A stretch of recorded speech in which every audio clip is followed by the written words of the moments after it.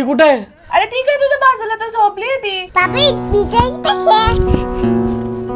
कोणी पण चॉकलेट दिली तर घ्यायची, कोणी लॉलीपॉप दिली तर घ्यायची, कोणासोबत पण बाहेर जायचं, मम्मा पापा सोबतच जायचं. Okay promise.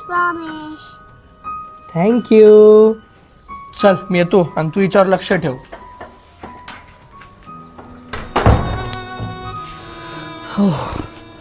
आला